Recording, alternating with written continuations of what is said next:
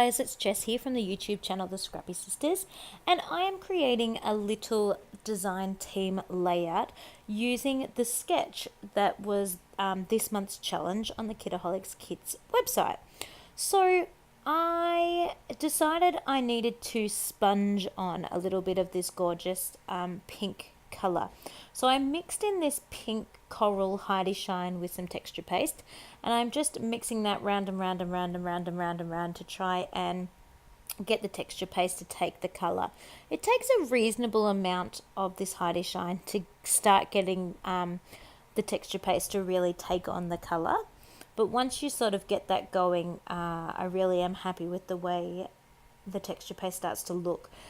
If you do put a lot of Heidi Shine in your texture paste, it can sort of make it become a little bit runny, which can sort of lose the purpose of a texture paste. But in this case, I was really just after a really subtle pinky coral color.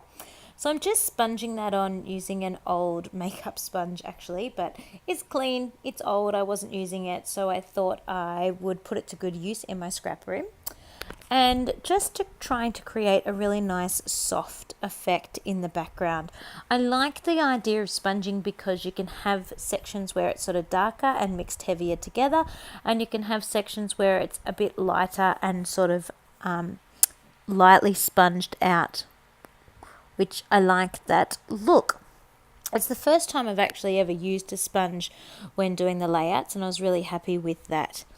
So in the sketch, they had a little something going on in the top left and in the bottom right corners of the layout of the sketch as well. So I wanted to keep as sort of true to form as I could and include that in my own layout as well.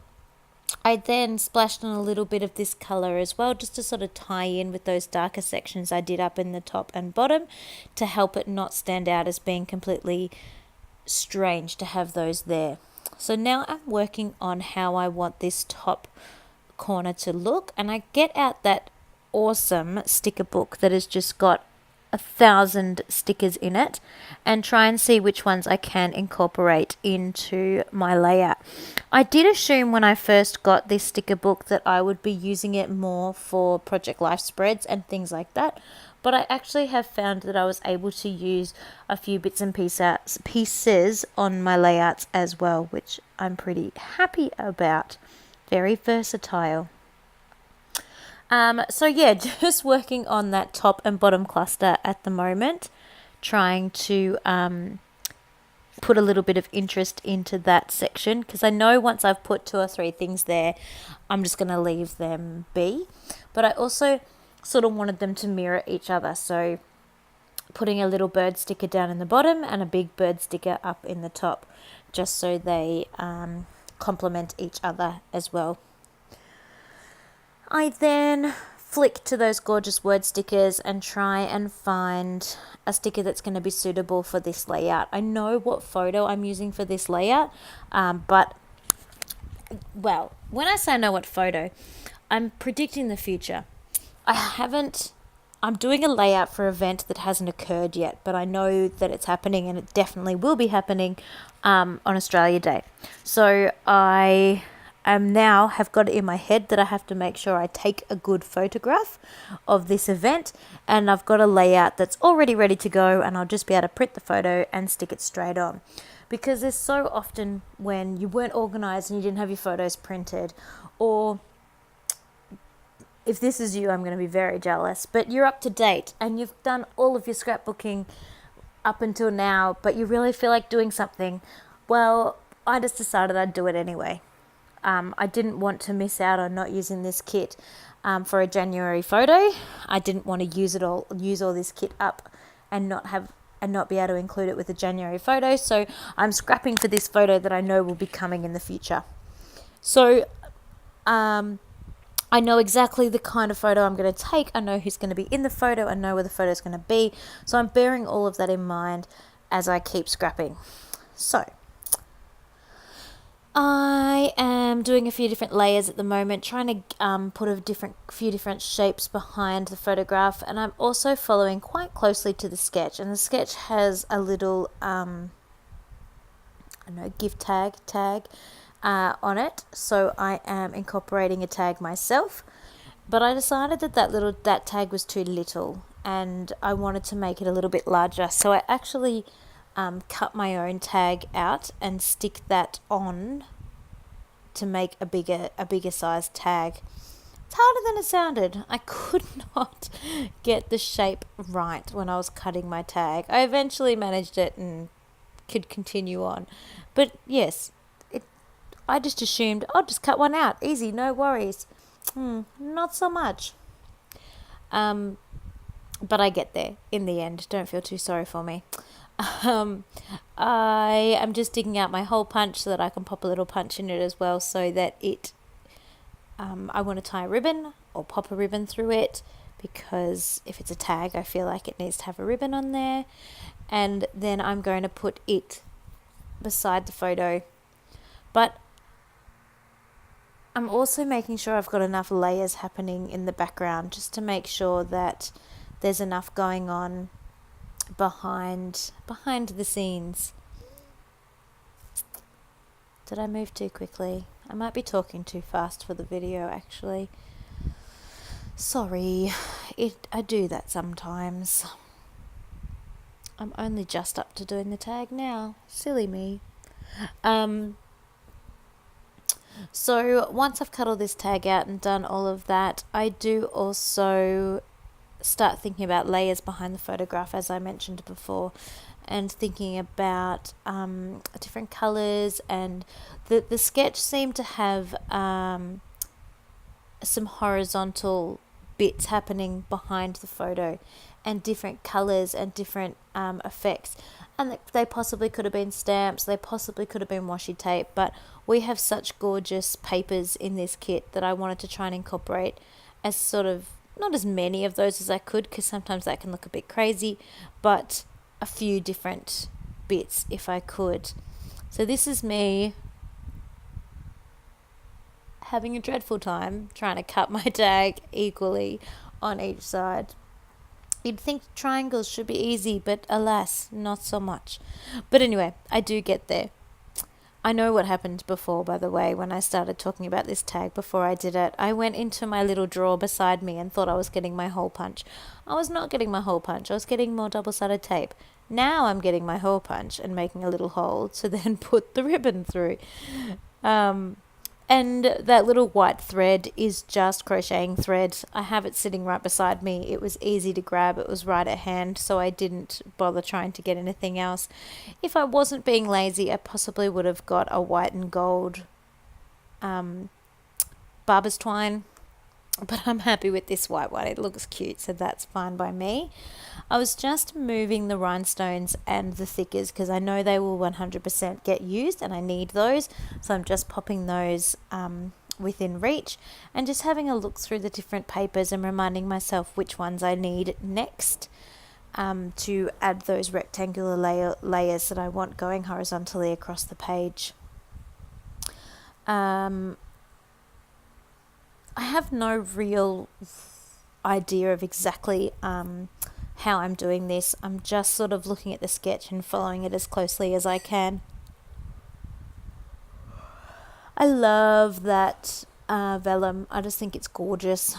So I'm trying to use that again, backing my photo in that. And I want to get as many of those crosses to be able to be seen as possible.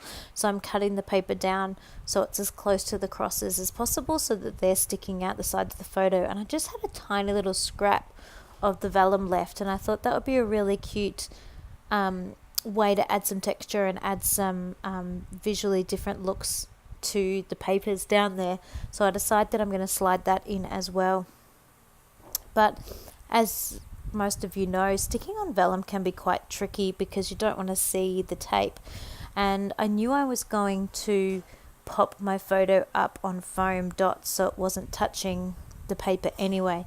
So I decided that I'd actually use my stapler, my tiny attacher, to stick the vellum down, because I decided that was an easier way to hold it all together, to not have it move while I was still planning where everything was going to go, and to not have to worry about the double-sided tape showing through behind the vellum. So it's a bit of a win-win for everybody there. So I'm still just checking you can't see the staples, just checking where I'm putting them, because I really don't want to ruin the whole effect by having an ugly staple sticking out in the wrong spot. You can often use your tiny attacher strategically and actually put a staple in the correct spot so it's supposed to be there. But in this case, the staples were like purple or something, and I didn't want those showing up just yet. I wanted to hide those away underneath. But that all worked fine. And then I can pop my photo on top, or my photo place on top, and also put on the tag now as well, because I'm pretty happy where everything is. I've managed to make it not move too much. So secure all that down and then foam up the tag and the photo. So the foam I'm using, just in case you're wondering, is from the Reject Shop. It comes on a roll, and it also comes in the same packet with a couple of sheets of squares. I used all the squares first. I really liked the squares. I like the roll as well, but not as much. The roll is really, really sticky, which is a good thing, but you can't cut it with scissors because it just gets totally stuck to the stickers, so you have to tear it, but then it can sort of get a little bit stuck to your fingers as well. I have to rub my fingers together each time I've done it, just to get any last little bits of foam off the fingertips, as you can just see right there. But it sticks well, and it's a nice height, so you win some, you lose some. So I've stuck both of those down, and they're looking good. So now I just need my title and another little cluster sort of underneath the tag in the bottom left of the photograph. So just deciding what I'm going to use, what I'm going to put there. I know I want a star because A, the stars are super cute, and B, in the sketch it actually has a star, so I just thought that would be kind of fun to include a star again, because it all ties in, it matches the sketch so closely. So, and I really loved that circle phrase, the sparkle one, so I really wanted to use that. I don't know if it really goes with the layout as such. I already have a word phrase on there, but I just thought it was cute, so I wanted to use it. So I'm just working out how to put all that on. I also like to use the labels that come in the cut apart sheet to sort of make embellishment clusters. Because I don't do any handwritten journaling, I find that if I don't use those to make clusters or to make layers, I just end up with a huge amount of labels left. And I just find that it really can enhance your layout, just adding a few little bits of colour, sliding them underneath things. You only have to have a small section popping out just to add that little bit of pizzazz to your layout. So I tend to use my labels a lot for that reason. I don't make the embellishment clusters beforehand. I find those a little bit challenging to use, but I do it at the time, layer them all together as I'm using them at the spot. So I'm almost done, just popping on some of these gorgeous stars that I love. And then once I have finished with those stars, I remembered I have to do my heading. So my heading is really simple. The photograph I am going to use is a picture of a band I'm going to see, and so I'm just putting the band's name along underneath the photograph there. So that's a really simple heading. I know that the photo's not going to change, so I didn't write anything cheesy or catchy or silly because I wasn't 100% sure what the photograph would be. It could have been silly faces or something like that in the photograph, and a different heading may have been suitable. I could have left the heading off and added the heading later, but I really wanted to finish off this layout, and so I just popped the band's name because I know it's definitely going to be them in the picture. And then a few little rhinestones, and I am done. I didn't need to sprinkle any Heidi Shine because I've already done that, and the layout is complete. So thanks, guys. I've got a few close-up photos for you to check it out. You can see the sponging a little bit better in the close-up photos, which is cool. If it's a technique you haven't done, you really should give it a try because it's really fun, really subtle, and it's hard to mess up. Trust me, I'm not very good at mixed media, so I was really happy with it. So I hope you liked it. I hope you enjoyed watching this layout. Stay tuned for more things coming up soon, or if you really enjoyed watching my stuff, head on over to the Scrappy Sisters YouTube channel. I'm only a guest design team member for January, so after this you won't see me anymore. So thanks guys, bye.